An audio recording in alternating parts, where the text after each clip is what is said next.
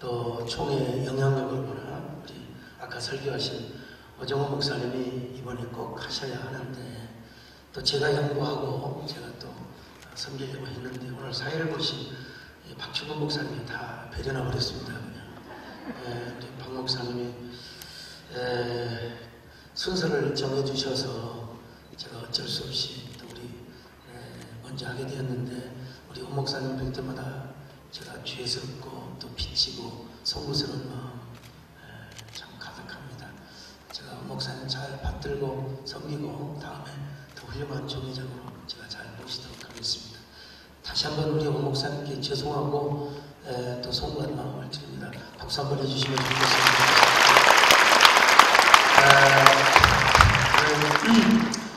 많은 분들이 가셨지만 그래도 오 목사님 설교하실 때 저 깨우고 저 할 때 많이 오고 그러면 예의가 아닌데 우리 교인들은 젊은 사람이 많아서 또 애들 밥도 챙겨줘야 되고 나이 드시고 또 노년층만 좀 남으신 것 같습니다. 어쨌든 그래도 감사하고요. 오늘 제가 이렇게 쭉 유튜브를 켜놓고 보니까 그래도 거의 2,500명이 지금 유튜브 성도들은 참 의리가 있습니다. 유튜브 성도들 온라인으로 함께 하신 분들 박수 좀 하십시다. 우리 교인들은 잘 알고 있는 내용입니다만 정말 피로 사신 몸된 교회가 공격을 받고 있습니다. 가슴 아픈 일이죠.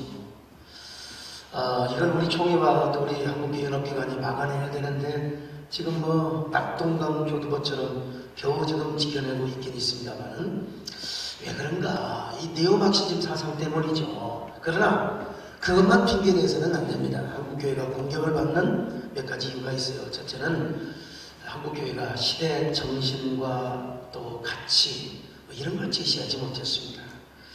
그런가 하면 한국교회가 시대적 사명, 사회적 책임을 감당하지 못했습니다. 그러니까 이제 공격을 받는 거죠. 그리고 세 번째는 한국교회가 리더십을 세우지 못했습니다.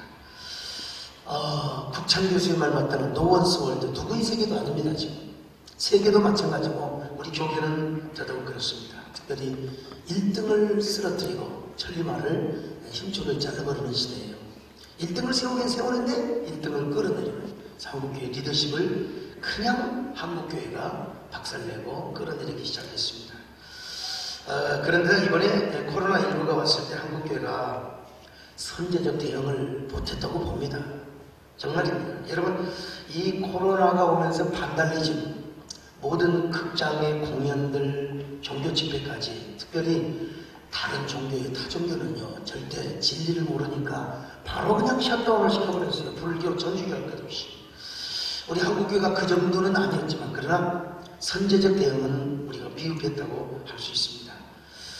저는 아직은 총회장이 아니고 한국교회 연합기관을 대표하는 그런 사람은 아니지만 여러 루트를 통해서 먼저 한국교회 지도부에 제가 건의를 했습니다. 우리가 정말 그 소수 중심의 에비던스리대 또 오프라인과 온라인을 병행하면서 정부의 수칙을 잘 지킬 테니까 제발 교회에 간섭하지 마라. 그걸 좀 성명서 좀 내자고 하는데 어느 누구도 책임을 안 지려고 하는 겁니다. 왜냐면 나중에 총회 때 또 나중에 다 이게 연합기관 또 책임을 안 지려고 하는 거예요. 지도자는 욕을 먹어도 책임을 지고 또 그것이 지도자의 리더십인데 말이죠. 그래서 이제 그럼에도 불구하고 우리 교단을 중심으로 해서 잘 지켰지요. 일부 몇 교회만 빼놓고요. 그래서 그날 대통령이 수석기회를 하면서 한국교회 고맙다. 이렇게 방역을 잘 지켜줘서 정말 고맙다. 여러분 그러면은 아마 2, 3천만 이상의 우리 국민들이 그 뉴스를 볼 것이고 그리고 유튜브를 비롯해서 아마 이 포털 사이트에서 한국교회 아마 굉장히 잘했다고 박수 쳐줬을 거예요. 이게 굉장히 요즘은요 옳고 그름의 시대가 아니라 좋고 싫고 그러니까 감정이 싫으면요 아무리 내가 옳은 얘기를 해도 내가 저 새끼 싫다 그러면 싫은 거예요. 그래서 이제 대통령까지 나서가지고 한국교회 고맙다 감사하다 이런 그 멘트를 다 해서 연설문을 써서 그게 방송으로 이제 다 뭐 MBC, KBS 할 것 없이 뭐 TV 조선까지 다 나가요. 포탈이 다 떠요. 근데 그날 하필이면 참 의협심은 칭찬하지요. 그런데 우리는 예배를 강행하겠다. 전국 17개 광역시도 이름으로 나 그 광고를 보는 순간에 제가 가슴이 참 철렁했어요. 아니라 다를까 대통령이 나서서 서울시장 편을 들어주고 그리고 이재명 지사의 편을 들어주면서 한국교회를 대통령까지 나서서 이렇게 갑자기 상황이 반전이 되어서 모든 언론은 기독교 때리기에 앞장을 서게 된 겁니다. 그거 참 저는 지금도 생각하면은 저는 이제 청와대 와서 통역하기 때문에 너무너무 그래서 중요한 건 뭐냐, 한국교회 원 메시지, 리더십을 세워서 원 메시지가 이렇게 중요하구나.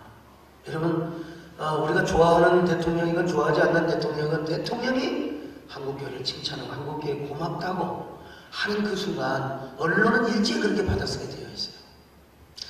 이거 사실 뭐 몇만만 알고 있는 그런 내용입니다만은 그래서 한국교회 리더십, 전략적 리더십이 세워지고 원 메시지를 이렇게 전달하는 게 이렇게 정말 중요하구나.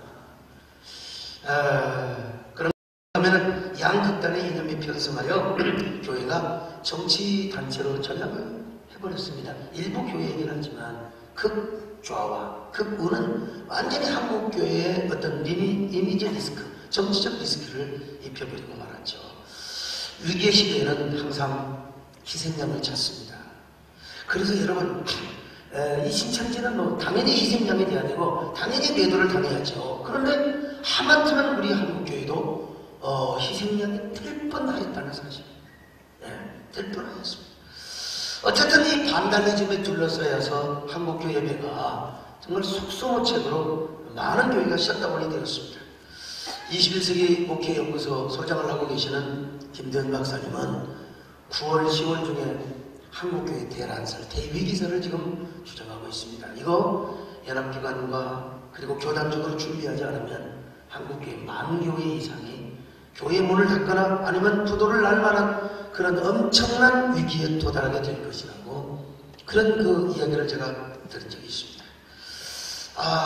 그래서 5월 31일 우리가 일제히 함께 예배 회복의 날로 삼자 이런 운동을 해왔습니다. 저는 부활절이에요. 제가 부활절을 앞두고 국민을 특별 기도를 했습니다. 우리가 부활절만큼은 우리가 예배 드려야 된다. 예배 안 드리는 교회도 예배를 드려야 된다. 그렇게 기도를 했어요. 어떤 저희 교회보다도 큰 교회 목사님께서 서울의 교회는 아닙니다.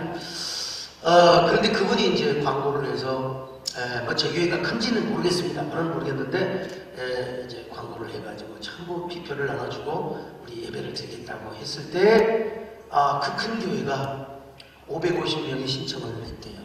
그리고 실제로 교회에 오는 성도는 500명이 왔다는 얘기를 제가 직접 들었습니다. 그 얘기를 하면서 이게 지금 우리 한국교회 현주소다. 그래서 예배를 우리가 살려야 된다. 예배부터 우리가 살려야 된다. 그리고 한국교회 중장기 전략.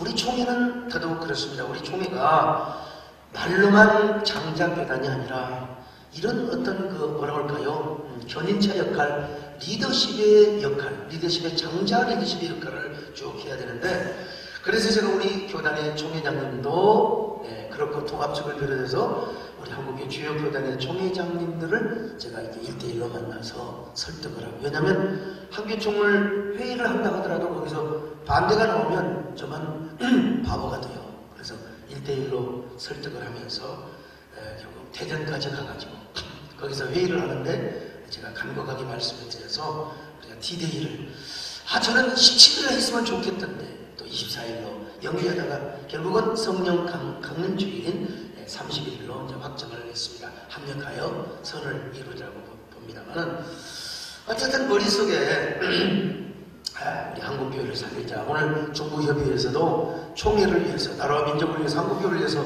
기도하는 이 기도회 역시 이 목표에 아마 기반을 둔 줄로 합니다.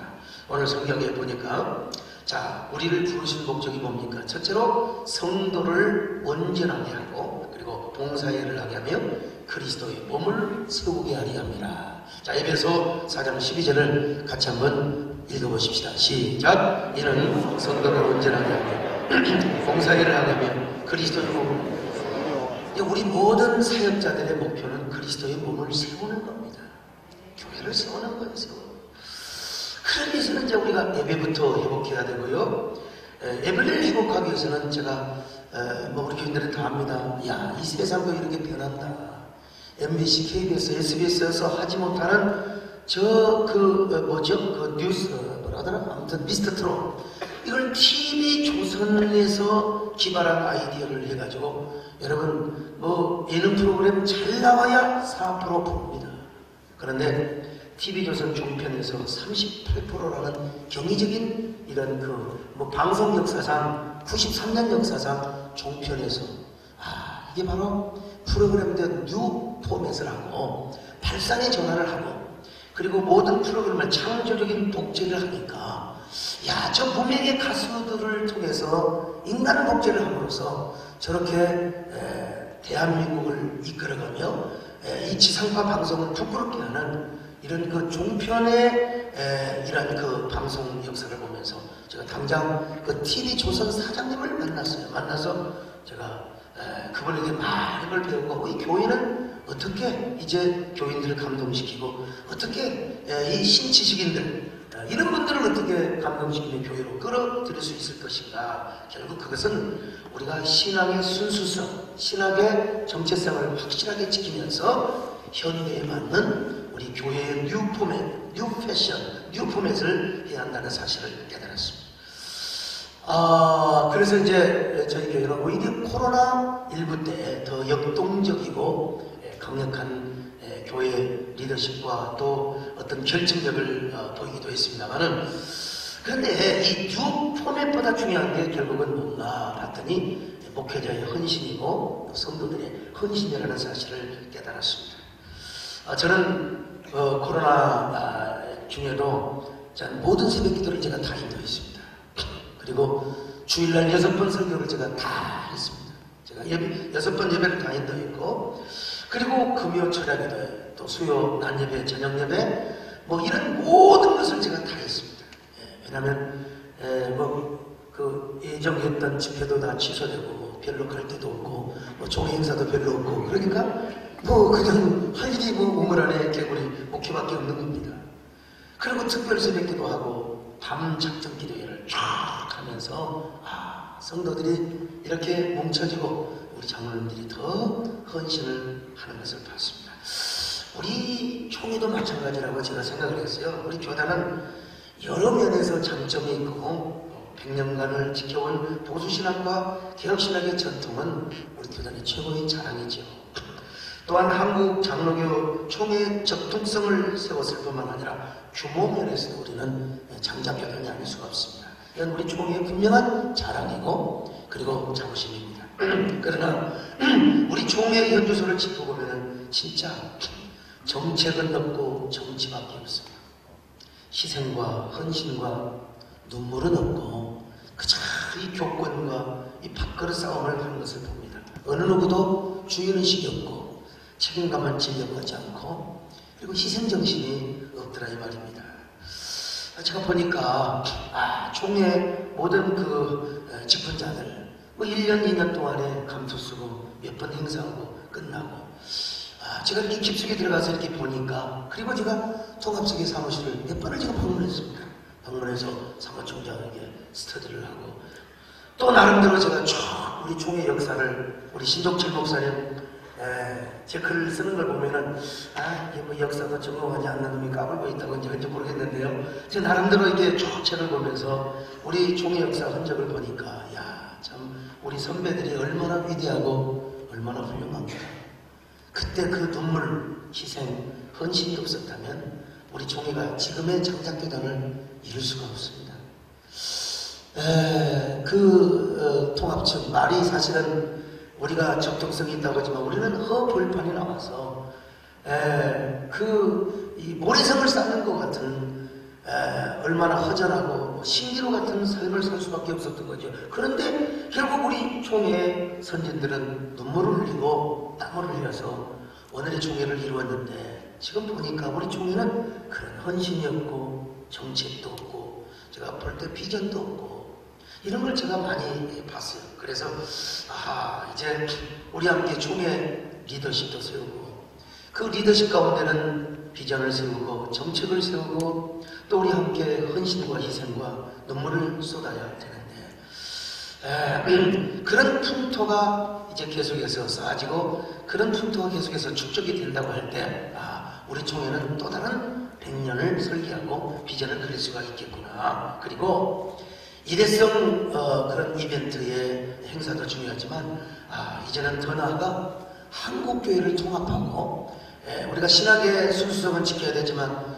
한국교회 생태계를 지키고 또 한국교회 모두를 우리가 보호하기 위해서는 연합사업을 해야 되는데 그 연합사업에 우리 한국교회를 이끌어가는데 우리 총회가 앞장서야 되겠구나. 총회가 그런 헤드십을 발휘해야 되겠구나. 이런 생각을 쭉 해봤습니다.